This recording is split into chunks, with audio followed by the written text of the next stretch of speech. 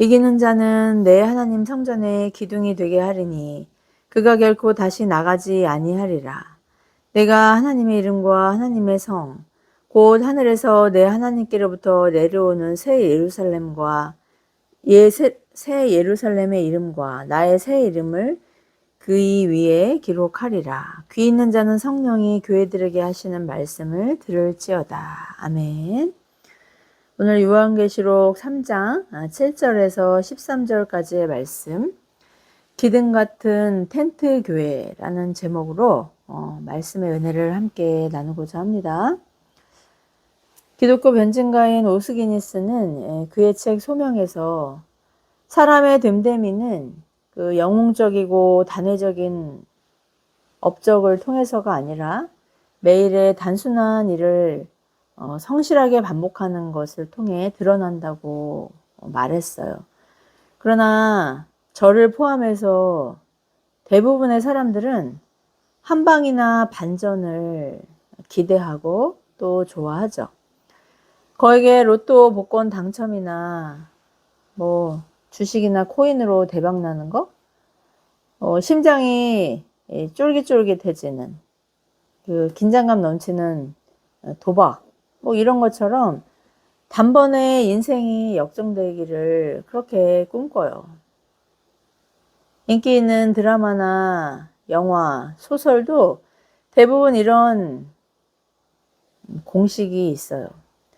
망했다고 생각했던 주인공이 결국에 가서 놀라운 성공을 거둘 때 우리는 엄청난 카타르시스를 경험하지 않나요? 몇 년 전 독일의 빔 벤더스 감독의 작품으로 칸 영화제 나무주연상을 수상한 영화 퍼펙트 데이즈에서는 이런 반전 없는 일상에 성실함이 주는 감동을 그리고 있죠. 이 영화에서는 정말 특별한 사건이나 극적인 인생 역전이 없어요. 그저 도쿄의 한 공중 화장실 청소부로 일하는 그 중년 남자가 매일같이 그 화장실을 청소하는 일을 그렇게 성실하게 반복하면서 퇴근길에 사우나에서 목욕을 하고 또 카메라로 그 일랑이는 그 나뭇잎 사이로 비춰지는 그 햇살을 촬영하고, 그다음에 선술집에서 저녁 식사를 하고 또 헌책방에서 빌린 책을 읽으면서 잠이 드는 정말 그런 소소한 일상을 다이어리처럼 그렇게 기록한 이야기예요. 그러나 관객들은 이 지루하리만치 단조로운 그의 일상의 반복과 성실함 속에서 말로 표현할 수 없는 어떤 잔잔한 감동을 받아요. 아마 그런 일상을 사는 사람들이 대부분이기 때문에 공감하는 것이겠죠. 사실 이런 일상을 가장 잘 이제 살아가는 사람들이 저와 같은 전업주부들이 아닐까 싶어요. 가사 노동자라고 할 수 있는 전업주부들이 하는 말이 있어요. 집안일은 해도 티가 안 나는데, 그런데 정말 하루만 안 하면은 대번에 티가 나요. 전업주부인 아내에게 당신이 도대체 집에서 하는 일이 뭐가 있어? 맨날 놀고 먹는 거 아니냐고. 그러니까 밖에 나가서 이제 돈을 벌어오지 않는다는 이유로 그렇게 말도 안 되는 그 비난을 하는 강큰 남자들이 지금도 있다는 이야기를 얼마 전에 그 당사자를 통해서 들었는데요. 이런 억울한 비난을 받는 사람들이 정말 이렇게 반복적이고 지루하고 단조로운 그 일상을 살아가는 주부들이 아닐까 싶어요. 우리는 성경에서도 한방의 영웅들에게 매료되죠. 형들의 계략으로 노예로 팔려갔던 청년 요셉이 당시 고대 근동의 강국인 이 애굽의 총리가 된 반전, 평생 주색 잡기에 여념이 없었던 이 괴력의 삼손이 마지막에 이방신전을 무너뜨리고 우상 숭배자들을 심판한 사건. 하나님을 모욕하는 블레셋의 거인 장수 골리앗을 쓰러뜨린 그 소년 다윗의 물맷돌 사건. 사도 바울이 이 거대 제국 로마를 복음으로 뒤흔들면서 이 교회를 개척한 사건을 볼 때마다 정말 가슴이 뜨거워지고 열광하게 돼요. 그러나 성경은 오늘 우리에게 이 대부분의 신자들은 그 영화 퍼펙트 데이즈의 주인공처럼 이름도 없이 빛도 없이 주님이 부르신 초라한 자리에서 죽기까지 묵묵히 충성했던 그런 수많은 사람들 중에 하나라고 말씀하고 있어요. 누구를 위해 그렇게 충성했을까요? 우리를 위해 하늘 보좌를 버리시고 낮고 천한 이 땅에 오셔서 십자가의 가장 비참한 죽음을 죽으시고 부활하신 예수 그리스도를 위해서였어요. 영화의 주인공처럼 오늘은 오늘이고 내일은 내일이야. 그런 어떤 긍정적인 마인드로 매 순간에 인생을 감사함으로 누려라. 주어진 시간을 성실하게 살아라. 라는 의미가 아니라 하나님의 사람들에게는 그렇게 살아도 하나도 억울하지 않은 분명한 우리의 표대이신 예수 그리스도가 있었기 때문이에요. 이것이 바로 우리를 부르신 하나님 앞에 충성한다는 의미고 또 소명에 충실하다는 의미죠. 그렇게 살아도 하나도 억울하거나 서글프지 않고 도리어 감사와 찬송을 드릴 수 있는 이유가 바로 주님이시기 때문이에요. 오늘 우리가 살펴볼 이 빌라델피아 교회가 바로 그런 세상에서 평범했지만 하나님 앞에서는 위대한 기둥 같은 공동체였죠. 세상은 심지어 기독교의 근간인 이 유대 공동체에서조차 그들을 작은 교회라고 무시했고 했지만 주님은 내가 너를 안다고 그렇게 말씀하시죠. 사람들은 아무것도 아닌 교회라고 조롱했지만 주님은 너는 내 기둥이다 라고 그렇게 인정해 주셨어요. 오늘날 남들보다 더 큰 능력, 더 극적인 반전을 소원하는 우리에게도 주님은 동일한 말씀을 주고 계세요. 내게 있는 그 작은 능력으로 끝까지 충성하라고요. 말씀을 통해 비록 텐트같이 바람만 불어도 쓰러질 것 같은 우리의 매일이지만 우리는 하나님이 인정하시는 기둥 같은 하나님의 청지기요 교회임을 확신할 수 있기를 바랍니다. 어제나 오늘이나 동일하신 그 예수 그리스도의 격려 안에서 제자와 증인으로 끝까지 충성하는 저와 여러분 되기를 축복해요. 오늘 본문 7절에서 오늘 본문은 그 7절에서 예수님을 이렇게 소개하고 있어요. 거룩하고 진실하사 다윗의 열쇠를 가지시니 곧 열면 닫을 사람이 없고 닫으면 열 사람이 없는 그가 이르시되. 이렇게 예수님이 그 열쇠를 가지신이라고 말씀해요. 여기서 열쇠는 그 주권적인 권세를 의미하죠. 옛날 우리 전통사회에서 그 집안의 모든 살림 자원을 보관하던 곳간의 열쇠는 보통 안방 마님이라고 하는 그 집안의 안주인이 가지고 있었어요. 며느리가 들어오면 이만하면 안주인 노릇을 할 수 있겠다 싶을 때 시어머니가 그 곳간 열쇠를 넘겨주는데 그러면 이제 그 집안의 모든 경제권이 며느리에게로 이양되었다는 것을 의미했어요. 이처럼 하나님 나라의 문을 열고 닫는 이 절대적인 권세는 오직 우리 주 예수 그리스도께 있습니다. 우리는 우리의 노력이나 열심으로 문을 열 수 있다고 착각할 때가 많아요. 그러나 주님이 문을 닫으시면 아무도 열지 못해요. 또 주님이 문을 여시면 아무도 닫을 수 없어요. 그런데 주님은 이 빌라델비아 교회를 향해 볼지어다 내가 내 앞에 열린 문을 두었다라고 그렇게 말씀하셨죠. 여기서 이 열린 문은 복음의 문이자 또 구원의 문이자 그 하나님 나라의 축복의 문이라고 할 수 있어요. 빌라델비아 교회가 뭐 재정이 충분하거나 교세가 엄청나서 주님이 칭찬하시기 위해, 상 주시기 위해 이 문을 여신 걸까요? 전혀 아니죠. 당시에 빌라델비아 교회는 누가 봐도 축복받은 교회처럼 보이지 않았어요. 그럼에도 주님이 주권적으로 정말 은혜로 그 문을 열어주신 거예요. 우리 삶의 매 순간의 여정도 다르지 않아요.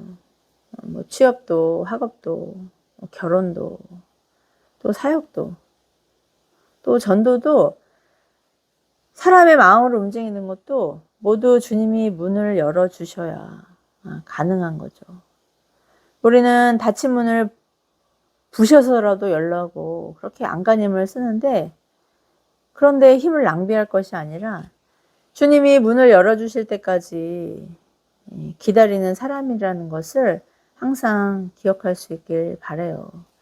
잘 아시지만 정말 뭐 친정과 저는 뭐 남이나 다름없이 그렇게 소원한 그런 관계 가운데 있었잖아요.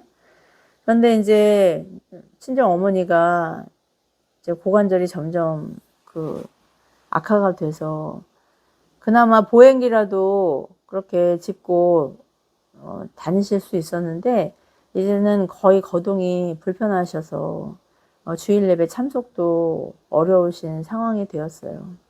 그럼 어머니 모시고 뭐 백내장 수술 때문에 이제 자주 찾아뵙고 병원 동행하고 또 이제 여기저기 아프시다고 할 때마다 정형외과 모시고 다니면서 함께 식탁 교제를 나누는 과정 가운데 정말 제가 이 문을 엄마의 마음의 문을 부숴서라도 딸로서 인정받고 싶어 하던 그런 때엔 정작 더욱더 관계가 소원해졌었는데 요즘은 정말 기적처럼 엄마와 딸로 그냥 일반적으로 우리가 생각하는 그런 또 저와 제 딸이 그렇게 교제하는 것처럼 엄마와 그렇게 거리낌 없이 교제하게 된 것이 저는 너무나 기적 같아요.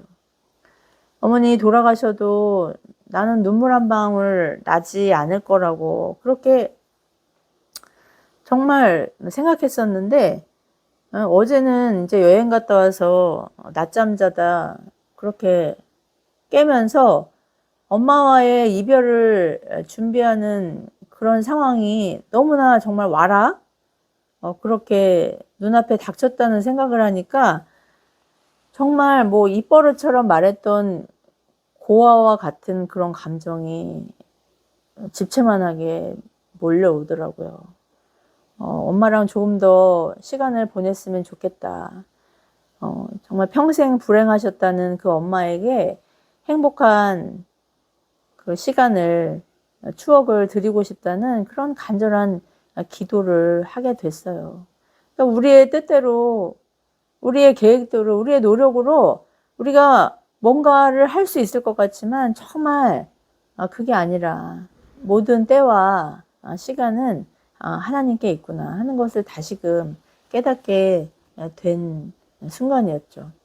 주님은 빌라델비아 교회의 그 작은 능력을 책망하지 않으셨어요. 오히려 그 작은 능력으로 말씀을 지킨 것, 그 말씀에 순종한 것을 칭찬하시죠. 우리의 관심은 능력이 크냐 작으냐예요. 그러나 주님의 관심은 우리가 가진 것으로 얼마나 충성했느냐이죠. 능력이 작아도 너무 작은 저에게 얼마나 격려가 되는 말씀인지 몰라요. 주님은 마태복음 25장 21절 이하의 그 달란트에 비해서 5달란트 받은 종과 2달란트 받은 종에게 똑같이 말씀하세요. 잘하였다, 충성된 종아. 이 비유의 주인은 많이 가진 것이나 또 많이 남긴 것을 칭찬한 것이 아니라 자비로운 주인의 주권적인 판단하에 각자의 능력의 분량대로 맡긴 것에 얼마나 성실하게 충성하는가를 그렇게 높이 평가한 것이죠. 교회의 사명은 교세를 확장하고 유명해지는 것이 아니라 하나님 앞에 언제나 성실함으로 충성하는 것이라는 것을 다시금 깨닫게 하는 말씀이에요. 역사적으로 이 빌라델피아는 지진이 잦은 도시였다고 해요. 특히 주후 17년에 발생한 큰 지진으로 수많은 건물들이 무너졌다고 역사는 기록하고 있어요. 사람들은 계속되는 여진 때문에 성 안으로 들어가지 못하고 성 밖에 천막을 치고 생활해야 했어요. 언제 또 지진으로 무너질지 몰랐기 때문이에요. 그러나 주님은 이 매일 지진의 불안 속에서 성 밖으로 나가 텐트 생활을 하던 교회를 향해 그렇게 말씀하고 계신 거예요.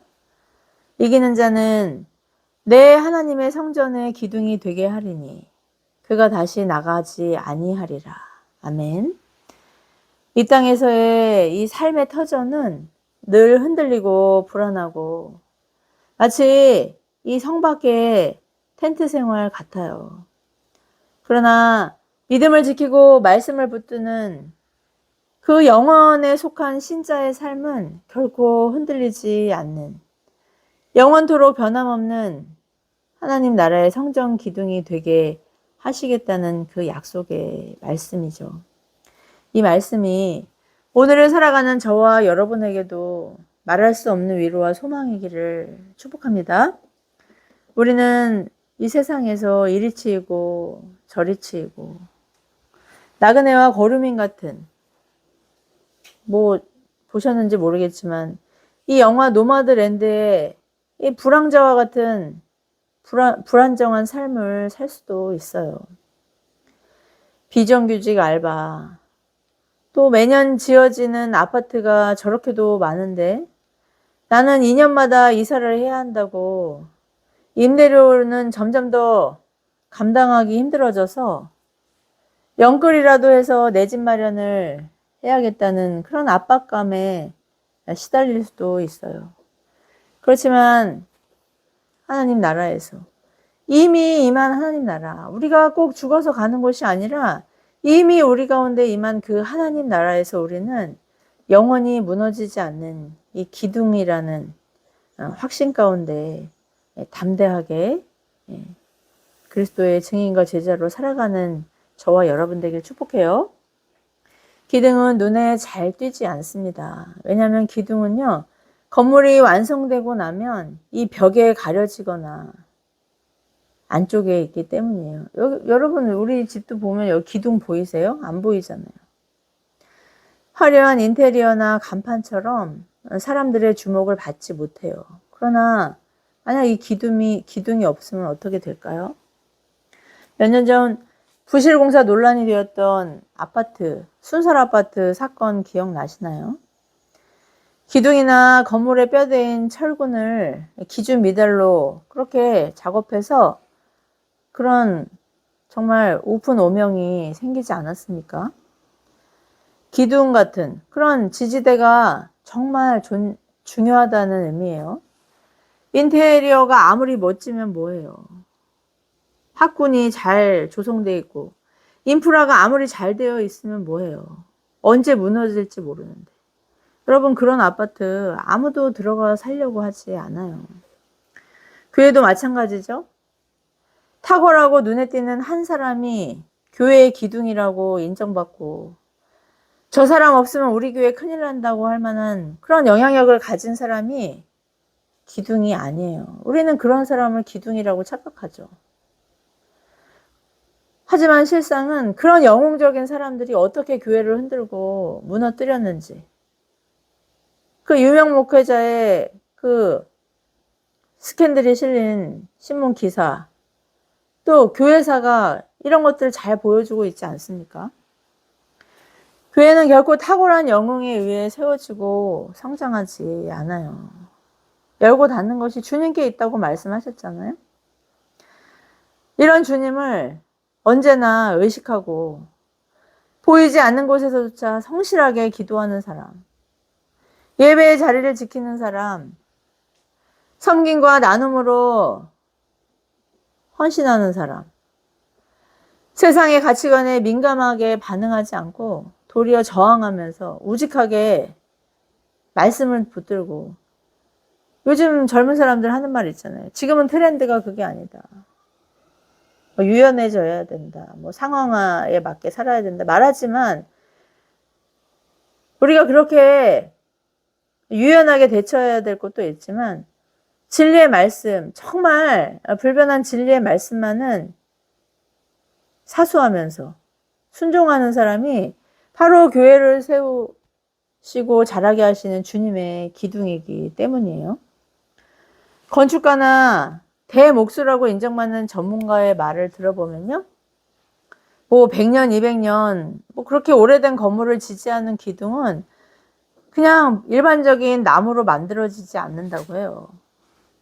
그런 기둥의 제목들은요, 벼랑 끝이나 거친 바위 틈에서 오랜 기간 눈이나 비바람을 맞고 견디면서 뒤틀어지고 그냥 울퉁불퉁 옹이가 박혀서 단단해진 나무가 그 기둥이나 대들보의 제목이 된다고 하더라고요. 우리의 신앙도 이와 같지 않을까요? 지금 현재적으로 우리가 겪는 고난은 우리를 무너뜨리려는 사단의 시험처럼 보여요. 그래서 불안하고 두려울 수 있어요. 그러나 하나님의 주권적인 계획 안에서 우리를 하나님 나라의 기둥으로 빚어 가시는 그런 과정이라고 말씀하시는 주님을 여러분 신뢰할 수 있기를 바라요. 로마서 8장 28, 롬팔 28이라고 하죠. 그 로마서에서 말씀하신 주님 어떤 분이세요? 우리를 사랑하셔서 십자가에서 우리의 죄를 대속하신 분이죠. 그 주님의 피값으로 사신 우리를 하나님의 주권적인 예정 안에서 구원으로 인도하시는 분이에요. 모든 것이 합력하여 선을 이루게 하시는, 마귀가 아무리 우리를 흔들고 쥐고 그렇게 들었다 놨다 해도 마귀의 그 음모, 그 계략조차 합력하여 선을 이루게 하시는 만유의 주권자 되신 그 자비로운 주인이 바로 우리 주님이세요. 요셉도 다윗도 바울도 모두 정말 가혹할이 많지 오랜 시간 연단을 거쳐서 하나님 나라의 기둥이 되었어요. 우리는 영웅 좋아하지만 그 영웅들이 어떻게 만들어졌는지를 한번 상고해 보세요. 우리의 기둥됨은 우리의 선택이 아니라 하나님의 주권적인 은혜의 선택이에요. 이런 이유로 오늘 우리의 고난도 결코 헛되게 낭비되지 않게 하실 그 신실하신 하나님을 매일의 삶 속에서 기대하고 찬양할 수 있는 저와 여러분들에게 축복해요. 하나님은 이처럼 정말 미약한 능력을 가진 우리를 통해 하나님의 전능하심을 신뢰하길 원하신다는 것 항상 기억할 수 있길 바랍니다. 오늘 본문의 10절 말씀에서 내가 나의 인내의 말씀을 지켰은즉 내가 또한 너를 지켜 시험의 때를 면하게 하리니 라고 이렇게 말씀하고 있는데, 요한계시록에는 이 요한계시록 전체를 관통해서 반복되는 명령이 있어요. 그것은 바로 지키라는 말씀이에요. 무엇을 지키라고 말씀하시나요? 믿음과 말씀, 또 복음, 처음 사랑을 지키라고 그렇게 명령하고 계시죠. 세상은 눈이 핑핑 돌아가게 변해요. 문화와 가치관이 우리의 이해나 동의를 기다려주지 않아요. 우리가 따라잡을 수 없어요. 그러나 하나님의 말씀은 세세 무궁토록 영원하다고 베드로전서 1장 25절은 그렇게 선언하고 있습니다.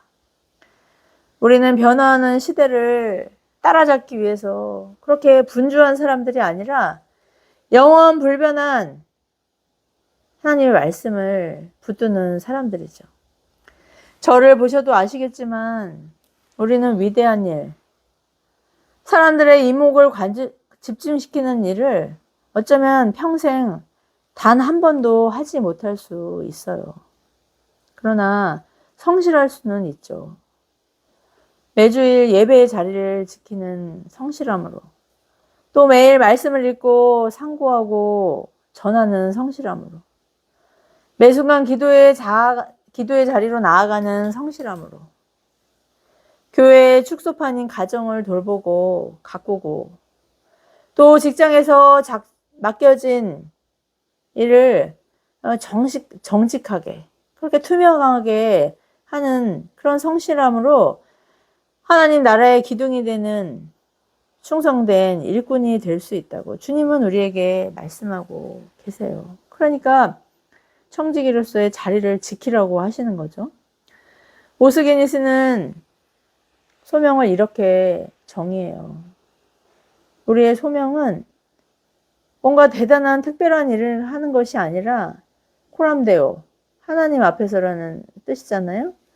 그 하나님 앞에서 맡겨진 일을 성실하게 해내는 것이라고요. 여기에서 중요한 것은 일이 아니에요. 바로 하나님 앞에서라는 거죠. 하나님 앞에서 할 수 없는 일은, 또 하나님 앞에서 할 수 없는 선택은 거부하는 것이라고. 그것이 하나님 나라의 기둥 같은 신자의 그 청지기 정체성인 것이죠. 우리의 소명도 이와 같아요. 저와 같은 목사의 목회만이 소명이 아니잖아요.